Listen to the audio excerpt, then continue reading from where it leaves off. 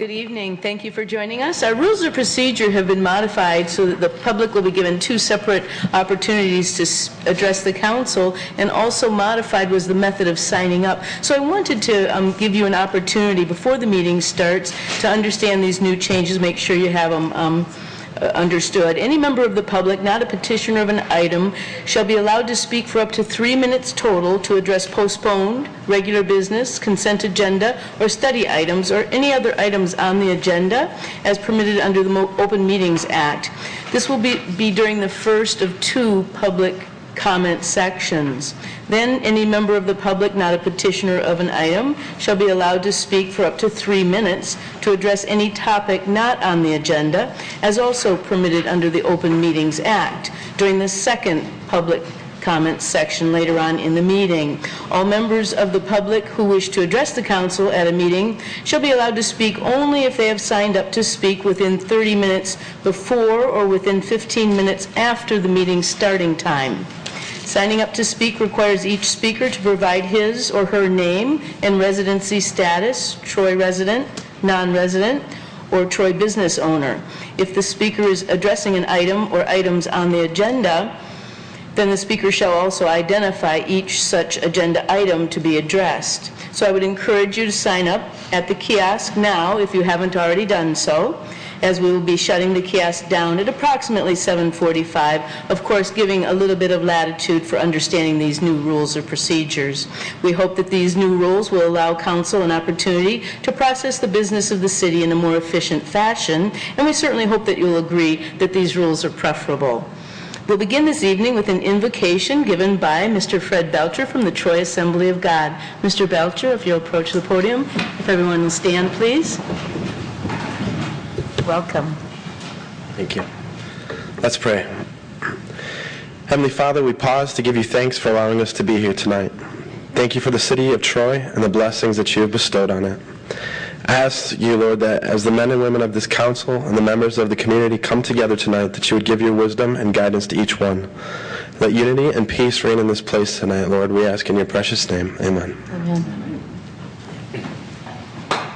I pledge allegiance to the flag of the United States of America and to the republic for which it stands, one nation, under God, indivisible, with liberty and justice for all. Please be seated.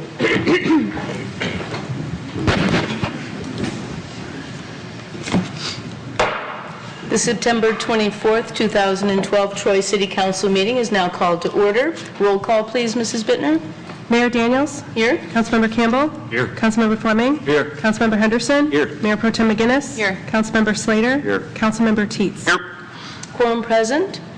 There are no certificates of recognition. We do have our state representative, Marty Nolenberg, who would like to address the council for a moment. If you'll please come to the podium, welcome.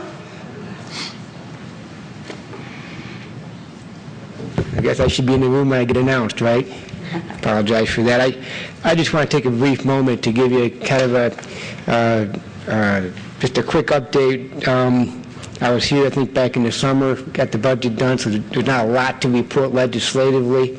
The hard work has already been done, so I'm not going to rehash what's already been said, but I just wanted to point out that there is a senior salute event Monday, October 1st, from 9 a.m. until 1 p.m.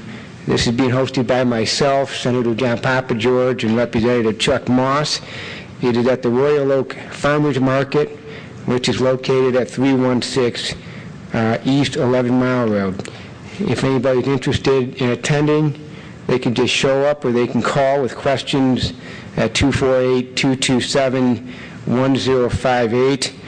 The email address is seniorsalute@gmail.com. So anybody watching this program or sitting behind me are certainly welcome. It's being sponsored by American House, and there's free lunch.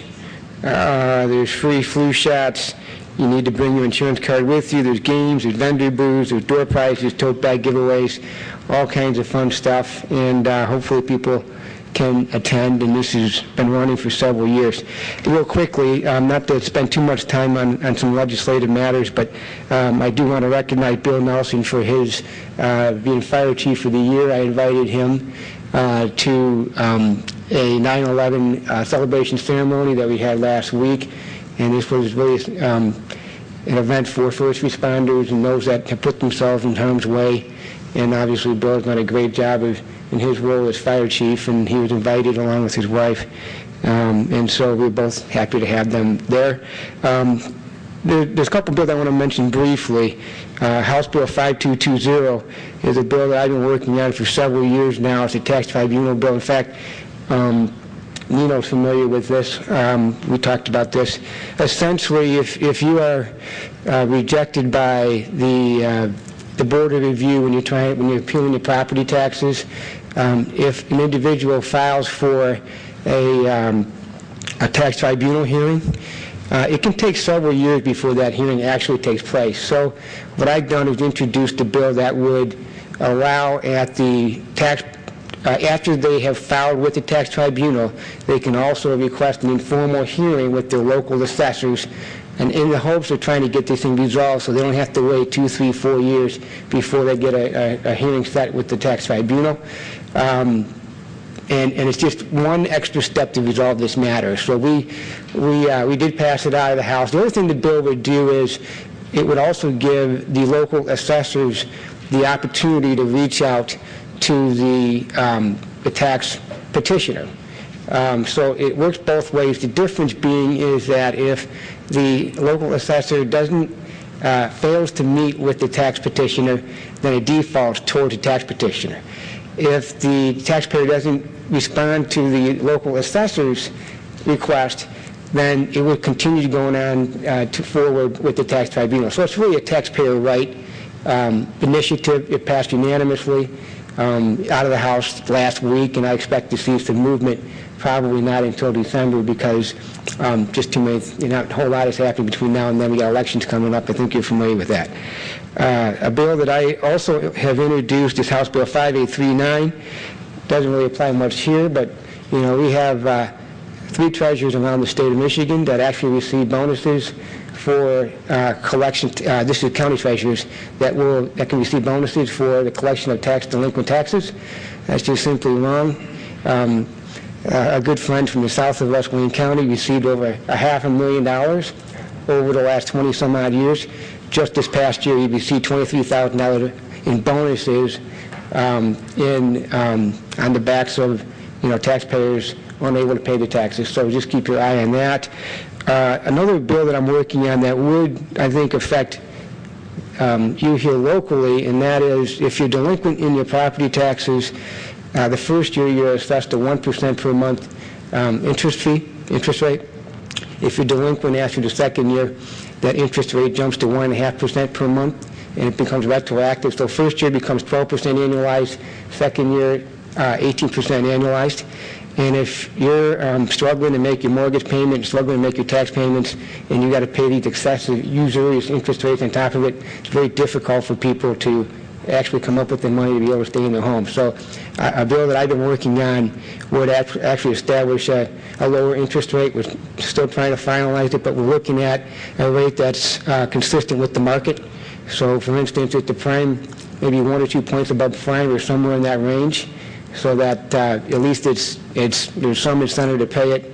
At the same time, it's not handicapping those that are struggling to pay it. So keep your eye on that, and hopefully we'll see something about that in December. So that's really all I have. I didn't have a whole lot on my agenda, but just want to give you some brief updates. And I really came for the senior salute, really trying to promote that. We did this last year. We had over 300 plus people, and it's a great event for them. They have a great time, and I have a great time too. So if there are any questions, I'm happy to take them. If not, then that's okay too. Are there any questions? Thank you, Very Representative good. Nolan. Thank you very Nice much. to I see appreciate you. it. Thank you. There are no carryover items. We do have a public hearing for the establishment of an industrial development district for alternate automotive technologies located at 1225 East Maple. Mr. Licari, you're going to make a presentation? I am. Thank you. Good evening, Mayor, members of council. Actually, there'll be two public hearings here. They're tied together. If you recall, in the process of granting an abatement or a district must be established first, and without the district, you can't grant the tax abatement. So both public hearings are actually tied to each other. And for that reason, I will be presenting the bulk of the information with the district, because you need to know ahead of time what's going to happen and what they're asking for before you can decide to establish a district. And if you don't establish the district, obviously you can't grant the tax abatement. Alternative Automotive Technologies is moving into 1225 Maple Road in Troy. You may recall this is the old saline plant. It's been vacated for a couple of years now when Sailing went under. This company did have some business with Sailing. Some of the principals from Sailing are involved with this company. They have large contracts and they needed to get in the building immediately. There's not a lot of equipment that's being purchased because much of the equipment that was left from the other operation is going to be used by this company. The critical part of this tax abatement request is that they're going to bring in 127 new jobs. That's 127 brand new jobs to Troy that don't exist at this point in time. They did purchase the building, so there's no lease information that you need to look at. Based on the City Council policy resolution, they get 4 years for ownership of the building. The 127 jobs allow them another 4 years of abatement, and the amount of the investment, the $940,000, gives them an additional year. That's a 9-year total property tax abatement that you'll be considering tonight. Again, the personal property tax abatement is 50%, basically 50% of the millage rates. As you can see, there's not a lot of money involved here because there's not a lot of new equipment to the site. So their total tax bill over the 9 years would be about $36,000, of which $12,000 would be city taxes. So you'd be abating about $18,000 for the company, and the city would be receiving about $6,000 that we're not receiving presently. That's the total cost of the abatement, the savings to the company, and the amount of money that the city will realize from this abatement. And again, the critical portion of this abatement is the 127 new jobs. I've been remiss the last few times I've been up here not thanking Glenn Lapin, our economic development specialist. He had a lot to do with getting this company in here. Probably a lot more than I did. I do the paperwork, he does all the selling, so Glenn should have a hand in that. So basically what you're looking at is not a lot of cost to the city, a lot of new jobs. So the issue before you, they'll be twofold. If you're in favor of the abatement, the first thing you have to do is pass the district. You have to establish the district. And from that point forward, you can grant the tax abatement. That would be your second public hearing, and I probably don't have anything to add for that hearing, but I will answer any questions you might have at this point in time. Are there any questions? Thank you. Excuse me, I did Go have ahead. a question. I just wanted to let the council have an opportunity first. Is there any other benefit to establishing an industrial development district besides a tax abatement? Well, the biggest issue here is that the building was vacant. From this point forward, I'll be able to change the assessed value on the property as an occupied structure, and you would realize some increase in taxable value because I have the building. There's a reduction in the assessment right now because the building is vacant. That reduction will disappear. So the assessment will go up, and whatever, we don't know what the CPI is going to be for 2013 yet, but there'll be a move in the taxable value. So we will generate some real estate taxes by this company moving into this property. I'm not sure that I got the answer to the question. Is there any other benefit to establishing an industrial development district besides the tax abatement? No, that's specifically what it's for. I'm sorry. Yeah, no, you must have a district to grant an abatement, and if you have a district without an abatement there's really no difference at all. It's just a normal piece of property at that point in time, but would allow another company to come in there and apply for an abatement. You have to have a district established before you can apply for abatement. So in the past, we've had companies that have applied for 2 abatements. That's only been 1 public hearing because the district was already established for the first abatement. So if they leave and you don't vacate the district, another company can apply for an abatement at that site. I see. Okay. Thank you. Thank you. Would someone like to, wait a minute, we have a public hearing. Are there any council questions at this point? We'll open the public hearing now. Is there anyone who would like to speak on this issue? No one has signed up, so I'm assuming that there isn't. And so, public hearing is now closed. We'll move back to the table for resolution. Would someone like to bring one or both resolutions forward, please? Councilman Slater? I'll move Resolution 1 as printed. Second. All right. I believe is that Resolution A? E1. E1. E1 has been moved by Councilman Slater, seconded by Councilman Campbell. Discussion? A vote, please, Mrs. Bittner? Mayor Daniels? No? Councilmember Campbell? Yes. Councilmember Fleming? Yes. Councilmember Henderson? Yes. Mayor Pro Tem McGinnis? Yes. Councilmember Slater? Yes. Councilmember Teets? No. Motion passes. Would someone like to bring the second resolution forward? Oh, we do have to have a public hearing for that as well, so I'm open for public comments on the public hearing for the tax abatement. Public hearing is closed. We'll move for resolution. Councilman Slater?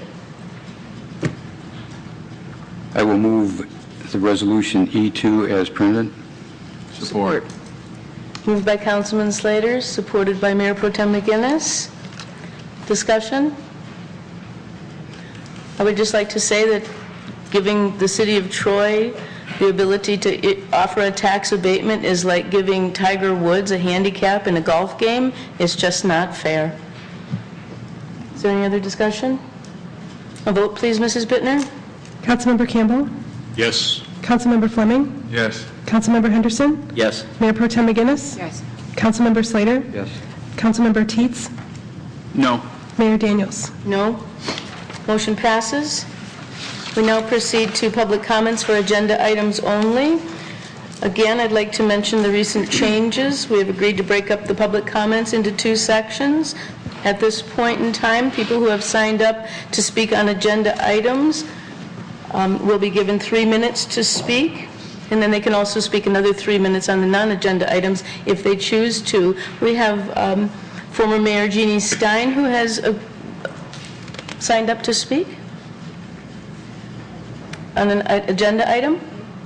Sir, I thought I was speaking on a postponed item. This is now the time to speak on a postponed item.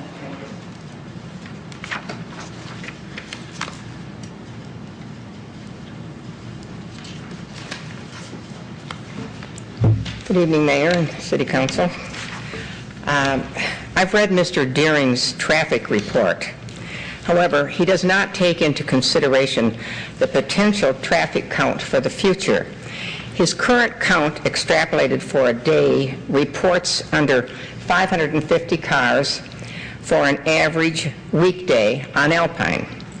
Add to this 16 homes with the potential for 32 cars coming and going during peak hour time, plus the retail shoppers entering and exiting Alpine and the exiting bank drive-through traffic. Since there are only 27 homes on Alpine, which is only a half a mile long, traffic could more than double. My major concern is safety, and it should be yours too. Mr. Deering's count covered almost 3 hours.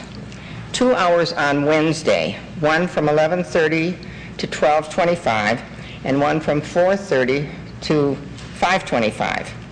He reported 19 cars turning right from Big Beaver onto Alpine during his noon hour count. I am told that a bank's busiest time any day is the noon hour, and even busier at noon on Fridays, a day on which no count was taken. Bank drive-through traffic exiting onto Alpine as incoming traffic from Big Beaver turns right onto Alpine going north scares me. I will say it again.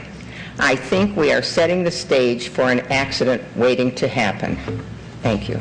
Thank you. Next person who has signed up is Tom Krent, speaking on the same issue. Good evening, Mr. Krent. Evening.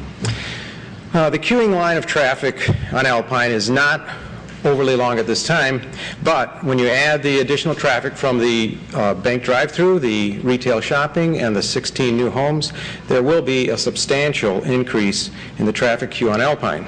Although bothersome, the queuing on Alpine should not be the main focus of changing the bank location to the east side of the property. The focus should be on public safety.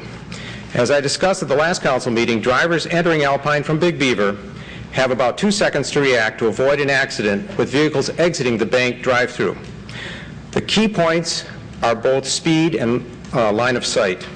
Drivers entering Alpine from Big Beaver expect to continue on Alpine at 25 miles per hour, a residential street, so they will be accelerating coming out of the turn. If the bank was moved to the east side, drivers would be turning into a parking area at parking lot speeds, 5 to 10 miles per hour. Those lower speeds are critical as drivers encounter the drive-through cross traffic. It's not only the speed, it's the driver's line of sight of opposing traffic that affects safety. If the bank is located on the west as proposed, drivers have no view of each other until the driver on Big Beaver turns onto Alpine. That's only 60 feet at best, maybe less, if the driver in the bank drive-through is not focused on Big Beaver traffic. If the bank is on the east side, both opposing drivers have between 100 to 170 feet to see oncoming traffic. That is more than adequate to react to drivers using the bank drive-through. Additionally, I dispute the queuing conclusion from Mr. Deering. The distance from the white line where vehicles stop on Alpine to the bank drive-through exit is about 36.5 feet. You should allow about 20 feet per vehicle in a queue, so the rear end of the second vehicle will be in the path of the bank drive-through exit, thus preventing that vehicle from entering the queue on Alpine. Public safety is your biggest responsibility. You do have the authority to make changes to this planned unit development. Please choose a plan that offers the greater public safety. It's a lot easier to make changes now on paper and a lot easier than to move buildings later. As far as aesthetics, by locating the bank on the east side, a more prominent entrance to the development is created with varying building heights to the bank and stores. It also provides a landscaped island that improves the entrance for customers. That additional landscaping may bring the commercial landscape requirement up to the 20% required landscaping now delinquent in this PUD. The present entrance offers a wall about 26 feet high, 100 feet long, and it's only about 4 feet from vehicular traffic. It's not a very inviting entrance as it stands now. Thanks. Thank you. Mr. James Savage has also signed up to speak on the same issue, the planned unit development. Good evening, Mr. Savage. Good evening, Mayor. Good evening, Council. Yeah, I want to speak on the H1, the postponed Big Beaver Centre. At the last meeting, the item was postponed because of traffic issues. I think the concerns of the residents are definitely justified, and since I've been coming to these council meetings, it seems every time there's a commercial venture or project put in, it always has a detrimental effect on the neighbouring residents. But however, there was talk of the cut-through traffic and those sidewalks being part of the issue. And that, I think, is not the responsibility of the developer, but the unwillingness of former administrations to address the safety of pedestrians, particularly near schools. For 15 years, I have brought this issue before every council, but because it was not part of the management's plan, it went nowhere. Former councils approved for 8-foot sidewalks on Big Beaver, recreational bike paths to nowhere, but they would not consider sidewalks to schools. The traffic problems on Boyd are the result of planning a new school without allowing for the traffic. Mr. Savage, does this relate to planned unit development? Yes, it is part of the comments that were made the last meeting regarding this planned unit development. And So this project, this PUD project, should not be held up because of problems that should have been solved years ago by councils years ago.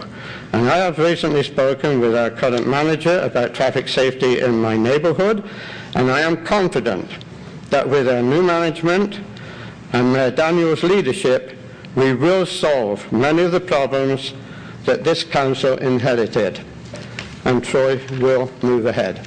Thank you. Thank you. That concludes the residents who have signed up to speak during this public comment section. So we now move on to City Council and City Administration response and reply to public comments. Are there any comments? Okay. We'll now move to the postponed item H1. Would someone like to bring the resolution forward? Councilman Fleming? Mayor, I will move the postponed item H1, Plan Unit Development, file number PUD 004, as printed for discussion. Second? Second. Moved by Councilman Fleming, seconded by Councilman Teets. Discussion? Councilman Fleming? Yes, Mayor. Unfortunately, I was not able to be here for the last meeting, but when this was initially brought up. But I did have the opportunity to view the tape of the meeting and did so in detail. In addition, prior to that, I'd had a meeting with former Mayor Stein and Mr. Krent as well, and reviewed his drawings at the time, and I know he's made some modifications since then. In addition, I spoke to Acting City Manager Mr. Culpepper on this, and he was kind enough to give me the phone number for the developer, Mr. Jonah. And I made a phone call to Mr. Jonah just to ask him, quite frankly, what his opinion was of moving this bank as proposed by Mr. Krent. I did this because I wasn't able to get that in the meeting, and I wanted to catch up to speed. And basically, Mr. Jonah advised that if he were required to move this bank to the opposite side as proposed, there would not be a bank. And I let him speak for himself, but based on the marketability of this site and the work that they've done, and they're the experts in this area, he says this just doesn't work for this site. It's not the best use of this property. So I have looked at all the work. I appreciate all the work that Mr. Krent has put in, and your people there. I know you're close residents of this project, and you're taking it very seriously, and we're all concerned about the safety. At the end of the day, I have to rely on the city staff, who's put a tremendous amount of time into this, numerous meetings with the Planning Commission as well, and they've done quite a bit of work on this and voted in favor of it. So this has been vetted quite a bit. In addition, the traffic study has been completed, and while I understand there might be different times to do the traffic study and so forth, as a council member, I'm not the expert. I have to rely on the experts, and I see the consultant, and I view them as an expert. I respect the opinion of our city staff and the Planning Commission, and so that's why I'll be in support of this. But I do understand the concern of the residents, but I don't think there's a site in Troy that's not going to be without problems, and safety is always a major concern. But we don't have many pieces of land to develop. I have also looked at the former project that was planned there, the Monarch project, and in my opinion, I was part of that as well. It was going to be much more of a traffic problem than this, I believe. And while I sympathize with the neighbors, and I do appreciate all the work and effort put in there, as a council person, I have to weigh everything and look at the expert opinions, and in my opinion, this project merits moving forward. Thank you. Any other comments? A vote, please, Mrs. Bittner? Excuse me. Oh, I'm sorry. It's okay. I was late. It was a late hand. I kind of was behind the postponement to get this traffic study, and although it isn't an in-depth study that some are done, I too always want to side on this side of the experts myself, and I've said that many times here at the table, and I concur with that. I just would hope that we would do that all the time, and not just pick and choose when we listen to experts. So I've read everything. I am going to side with the experts this time. And I think I said that the last time to the developer, that if I saw the study, I know it's not an in-depth study, but the conclusion that I read from the traffic study was that they don't believe that the queuing will be an issue. And that's the important part to me. So that was their conclusion, and I do also sympathize with the residents, but when the expert tells me that he doesn't think the queuing will be an issue, I will have to go along with that. So I will also be voting in favor. Thank you. Mayor. Mayor Pro Tem McGinnis? I appreciate the time that was spent putting this study together. I know it was last minute, but I think it was important that some of these specific issues were addressed that were brought to us from the residents. I wouldn't have a problem asking Mr. Jonah to make a change if I had something to rely on to do that. And I was looking for that in the information that we received back on the traffic study. And at this point, we are receiving information from the expert that they can't pinpoint a specific issue that we can make a change that will surely fix it. And I think even in the first report that you provided to us, there was even an additional issue that may result if the bank was on the east side, if there was some sort of traffic backup onto Big Beaver that you could foresee happening. So I think any way you slice it, it's a new development that will be in that area. So there are probably going to be some unique things that we're going to have to do to address the development coming to that area. But at this point, I think with the additional information, I would also be in support of it for many of the same reasons that were already stated by my council members. I do appreciate the residents. I know, Mr. Krent, you spent a lot of time preparing information and providing it to the other residents in your neighborhood and providing that feedback to council so that we could use it.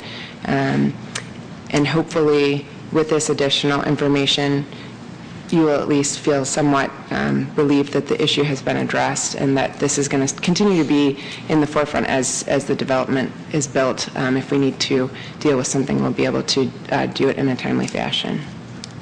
Thank you. Any other comments? A vote, please, Mrs. Bittner. Councilmember Fleming? Yes. Councilmember Henderson? Yes. Mayor Pro Tem McGinnis? Yes. Councilmember Slater? Yes. Councilmember Teets? Yes. Mayor Daniels? Yes. Councilmember Campbell? No. Motion passes. Congratulations. We're looking forward to this project. It's consistent with the Troy master plan, and it will achieve many of the goals of the Big Beaver corridor study, so we say welcome to Troy. You're welcome. We now move to regular business. There are no mayoral appointments. There are council appointments. Mayor Pro Tem McGinnis, you have the floor. Resolved that Troy City Council hereby appoints the following nominated persons to serve on the boards and committees as indicated.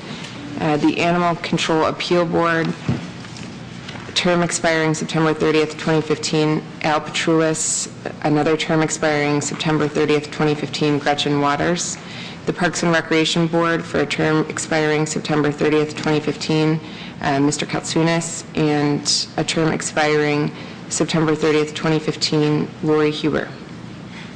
May I have a second? Second. Moved by Mayor Pro Tem McGinnis, seconded by Councilman Campbell. Discussion? A vote, please, Mrs. Bittner. Councilmember Henderson? Yes. Mayor Pro Tem McGinnis? Yes. Councilmember Slater? Yes. Councilmember Teets? Yes. Mayor Daniels? Yes. Councilmember Campbell? Yes. Councilmember Fleming? Yes. Appointments made. Congratulations all. There are mayoral nominations, but again, I'm going to be postponing this until the next meeting, regularly scheduled for October the 8th. I need more time to make my decisions. There are no city council nominations. There is a request for a closed session. Could someone please move this resolution forward? Madam Mayor, Mayor Pro Tem McGinnis?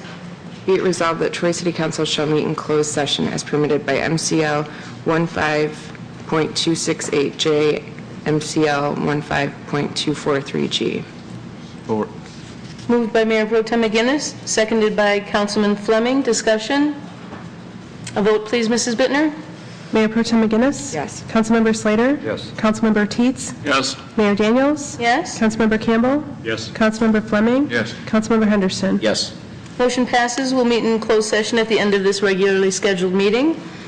We'll move to I-4, which is a two-part resolution approving a liquor license for 7-Eleven and entering into an agreement with 7-Eleven for civil remedies in the case the licensee's failure to adhere to Troy codes and ordinances. Would someone like to move this resolution forward, please?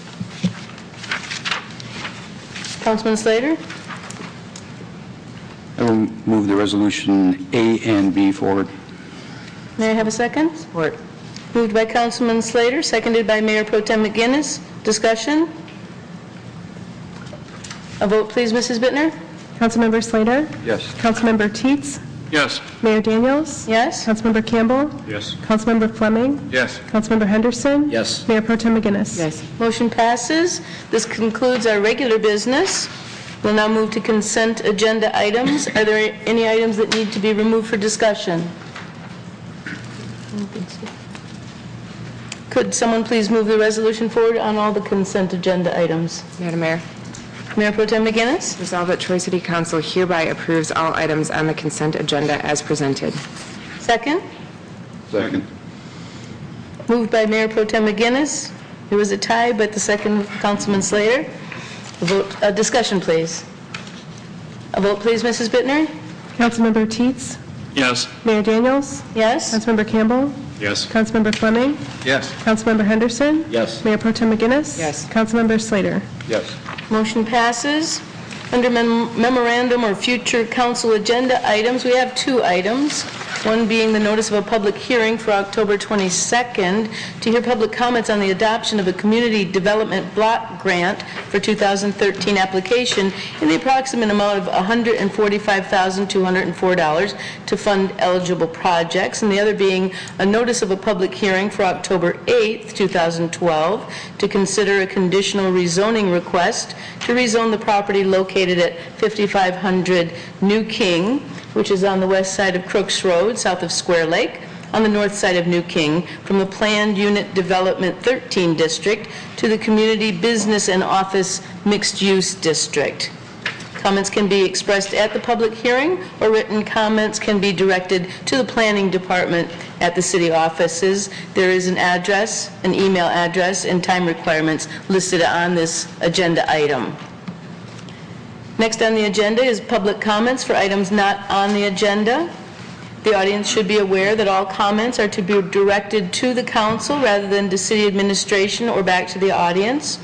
Also, there's a timer on the city council table in front of the mayor's chair that turns yellow when there's 1 minute of speaker time remaining and turns red when the speaker's time is up.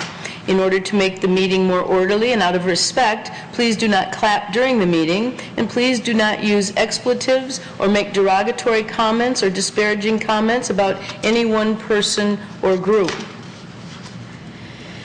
If you do, there may be immediate consequences, including having the microphone turned off, being asked to leave the meeting, and/or the deletion of speaker comments for any rebroadcast of the meeting.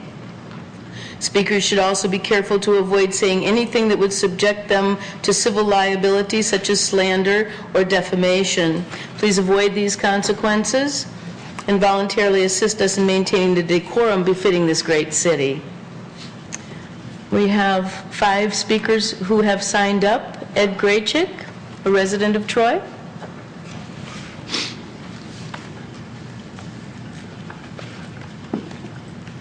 Good evening, Mr. Graychick. Good evening, Mayor Daniels, Council. I was out of town. I was down in Florida. And I heard, while I was in Florida, I heard that the city of Troy was voted number 26th, I think, is the best place to live. And you're at the helm. Thank you, Mayor Daniels. You're doing a great job. And also, while I was down in Florida, our old city manager came under fire down in Cape Coral. I won't mention his name. But I guess he was in a practice session, and I don't know if it was a slander. He mentioned 2 council people that he didn't didn't agree with and wasn't going to accept their opinions, or he kind of being rude to a couple of council people. And also that they were looking for numbers. There's a big project going on down in Cape Coral. It's a utilities expansion program. And he was in a practice meeting. They had a practice meeting, and he was caught on an open mic that was broadcast around the city on their TV station. And if anyone, I think it was his business manager, said that if they need numbers, we'll just bury those numbers in the weeds. To that effect. So I'm just wondering if he did that kind of stuff here. I don't want to slander him or anything like that, but buried numbers or money within the different functions of government. But that's just what I heard down in Florida. But thanks for the work you're doing. I voted for you to cut spending here in Troy, unnecessary spending like the train station, which you tried to do. And the problem we have in this country is government spending. Government is spending too much money that they don't have. If they would cut the spending, they wouldn't need the revenue. They have revenue. It's not a revenue problem. It's spending, especially when times get tough. All these big cities, California's going broke, Illinois is going broke, New York's going broke, and then we have a president that fights the mayor, the governor of Wisconsin, who's trying to do a good job and cut spending and bring the state back in the black. And we have a president that wants to fight that. So we hired you, Mayor Daniels, to bring the city spending under control. And thanks for your effort and your hard work. And sorry for the people that are fighting you. Thank you, Mayor Daniels. Thank you. The next person who signed up is Patty Cooper Corner, a resident of Troy. Good evening. Good evening. My name is Patty Cooper Kerner, and I live here in Troy. And I'm sorry, but I have to read it off of here because I can't remember. The summer started off as so many others. Very hot, very dry, but still a lot of fun. I vacationed as most other people do. I took trips, went to the beach, barbecues. But in late August, I started to feel sick. It started with a rash, and then I had headaches like I've never had before. On September 19th, I was taken to Royal Oak Beaumont Hospital. I remember opening up my eyes and smelling my mom's perfume. Everything was blurry. I kept blinking my eyes and finally closed them and thought to myself, I must be still asleep and dreaming because my parents lived down south. When I opened them again, my mom was standing next to me. I remember looking at her and then looking around, and I asked her where I was. She took my hand and told me I was in Beaumont Hospital. At that moment, my whole life changed. I could no longer walk. I did not know my younger brother. I could not read. I could not dress, hold a fork, or brush my teeth. The time is 2002. I was one of the fortunate people that got West Nile virus. I was in a coma for months, and when I awoke, I had to relearn everything. I had a bad case of West Nile. I had the encephalitis and meningitis. I died twice while I was in a coma. And though, as you can see, I can walk again and I can read again, I'm never going to be the same. As our mayor and council, I applaud you for treating the mosquitoes, which I think we did this year. Am I correct? I saw a sign. And I want to ask you to please always do this and to never stop, because I don't want you or anyone else to go through what I go through and what I'm still going through, because everything changes with the bite of a mosquito. Thank you. Thank you. Richard Peters, Troy resident.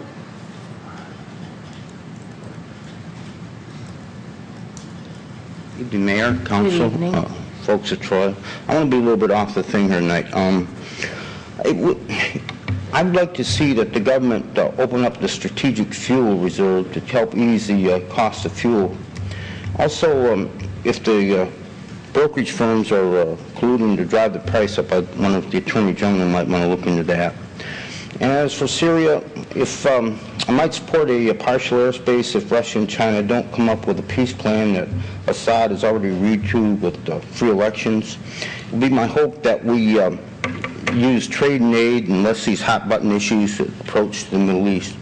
Finally, the CFC treaty. I would hope that nations that if they're violating them would stop, because I think that in the future, I'd hate to see a future where we have to decide between fossil fuels and water to drink, it looks as though that, I can't say as an expert, but it kind of looks like that's the kind of the direction we're heading into. So, thank you very much. Thank you. Dan Brake, resident of Troy.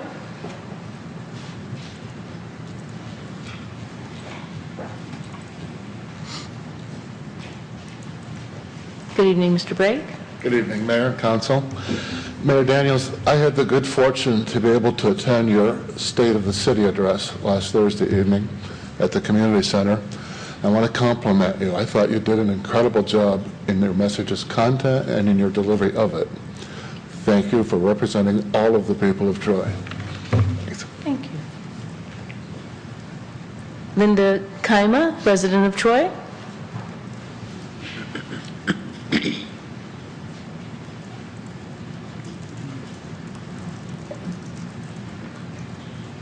Good evening, Mrs. Kaima. Good evening. Good evening, Council. Ms. Daniels, I'm here once again to ask for answers for my ongoing questions. While you've responded to my questions, you haven't answered them in a clear, concise manner. To respond is to say something in reply. To answer is to rebut or give the correct solution to said question. For instance, I've asked for specific examples of how big government proponents have smeared you in historic proportions. You answered, a group of politically motivated individuals have used every means available to them to distort my character. This is no secret. How does that answer my question? I'll not repeat all the questions, Ms. Daniels, since you have them, but I would like to present one of particular importance. The where and how much of the so-called newly discovered excess unallocated funds, as you referred to in an earlier Facebook post. Said funds you also suggested were hidden, having said this during your campaign and afterward. I thought I had asked the question quite clearly, so once again, where's the so-called money that you said was hidden, and how much is it? This is a serious accusation, and it should be answered. If there isn't any hidden money, just say so. A true leader is an effective communicator, one who will present their message succinctly as to leave no doubt regarding its meaning. That leader is one that will learn from mistakes. To succeed, leaders must acknowledge and understand and improve on their shortcomings. If one has erred in judgment, so be it, but don't try to sidestep it with inadequate explanations. Leaders acknowledge that no one is immune to mistakes and that each mistake has some value. They find that value, make sure that the same mistake doesn't happen again, and move forward. Those leaders have self-awareness and model the way. I also want to express my disappointment in how you handled the acknowledgement of Fire Chief Nelson's award. I know you were focused on the recognition rightly due to your son, a Marine, unselfishly serving our country, and I thank him for his service. However, that shouldn't have caused the dismissal of an opportunity to acknowledge Fire Chief Nelson's achievement. You give more attention to those that come from outside our city to support your views. As I've indicated, I can give you the pulse of the city, and quite frankly, you've raised it quite a bit, but not to the city's advantage. The chief deserved a full-fledged presentation complete with proclamation and photos, taking maybe 10 minutes. That's the least you could have done. I wish I knew how to tell you to fix this, but the damage is done and you can't take it back. You may feel my questioning you is wrong. However, I feel you should look at it as an opportunity to explain your statements to the community. If they're not understanding your messages, then obviously the message is lacking clarity. Again, I feel I can give you a feel for the pulse of the city, and it's a great way to work together. I hope this helps you, Ms. Daniels, and I know, as mentioned in my latest email of September 12th, that you will be forthcoming with tersely written, succinct answers to all my questions. Thank you. Thank you. That concludes the residents that have signed up for public comment in this section. We'll now move to council comments. Council? Councilman Teets? Regarding Chief Nelson and recognition, was it ever the intention of the city to have a proclamation or something like that? It wasn't? Could I just address that? No, I had instructed the mayor that it should be a short, less than 2 paragraphs presentation, not a full proclamation. That's not what we were looking for. That's not what Chief Nelson was looking for. Okay, so just wanted to make sure I understood that correctly. Okay, thank you. Other comments? I want to remind everyone that we were advised by the Oakland County Homeland Security Division that beginning September 10th, so it's been ongoing, and through the end of September, maintenance work will be performed on some of Oakland County outdoor warning sirens. Once the work is completed at each siren, it will be tested for approximately 30 seconds. So we might hear the normal siren sound, but it will just be a short burst. I'd like to remind everyone that if we do hear the siren for a full 3 minutes, we should all immediately seek shelter and listen to a radio or television. For more information, please call 248-858-1593 if you require more detail. We'll now move to reports. Anyone make comments about the reports in this agenda? Councilman Fleming? Yes, under department reports, 02A, the Troy Transit Center status report as of September 2012. I thank staff for doing this nice summary. I think, Mr. Miller, you put this together, so thank you very much. I'm sure you had some help there. But this has been asked a number of times. I know a person in the audience, Mr. Savage, has asked for this a number of times. But in summary, if you look at this report, under Department Reports 02A, you will see that basically since August of 2007 to December 15, 2011, and that's the most recent information we have, that there was actually, I'll massage the numbers a little bit, look at it a little different, there was $756,192 spent on the Transit Center project. However, there was a Michigan Department of Transportation grant for $350,000 that offset that. So the net spending the city of Troy incurred net out of pocket after this grant was $406,192. Now there's a second page to this which you can look at on your own, but basically it shows that we have expenditures, I believe, if I'm interpreting this right, current reimbursement requested of $150,645.93. Additional spent that we will be reimbursed through the grant that we already have. So we had asked to go back to day one, but I think going back to 2007 for 4 years, and then this supplemental report bringing us up to date as of July 2012 is a pretty good summary. And I think we've seen some of this before, but this is the clearest summary. So any citizens, and I'm sure that the mayor's asked for this, and we'll be getting ongoing reports on the Transit Center. I'm just wondering if Mr. Miller has anything to add there, Mayor, if you might. Yes. Madam Mayor and members of council, just really quick, that actual report is what we submit for reimbursement to the state of Michigan, and we anticipate submitting it monthly. Good. Thank you. Thank you, Councilman Fleming. Another comment? Is there anyone else who would like to discuss the reports? Councilman Fleming. Yes, the second report under 02B, again, an excellent summary by staff, and I think this was probably headed up by Mr. Darling with some assistance from the HR department and so forth. But back at our first meeting in August, we talked about a retired city employee pension report detail. And what is included in this report, if you go in this very detailed report, and it goes through it's for calendar year December 31st, 2011. It's not everything we asked for, but I'm telling you, there's a lot of detail in here. You look, and there are no employee names, which is perfectly fine with me, but each employee has each person has an ID code, and there's a line item for each individual. So I found that report interesting, but I only got an opportunity to look at it today, so I'll look at it in more detail. And I think in the future, the next thing we're looking for is the impact that overtime might have on pensions, and how it might have had on these pensions or pensions in the past few years. But anyway, I want to thank staff for providing that report. It's an excellent start and very detailed, so thank you very much for putting that together. And that's as of December 2011. And I'm sure we'll be getting that updated as we move forward. But thank you very much. I also want to congratulate our city attorney, Lori Bloom, for the receipt of a certificate from the Michigan Association of Municipal Attorneys.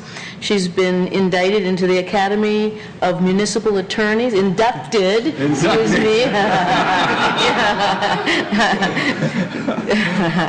inducted into the Academy of Municipal Attorneys for having shown academic and scholarly excellence in municipal law. Congratulations, Attorney Bloom. There's three news articles detailing the excitement of Mahindra's first USA Technical Center, having opened here in Troy this past week. An article from Crane Detroit Business, from the Detroit Free Press and the Economic Times, from India. Mahindra gave the city a wonderful presentation this past week with a ribbon-cutting event and a fine luncheon. There was much camaraderie between the Mahindra executives, the city officials, and members from Governor Snyder's office. So I wanted to thank everyone who participated in that event.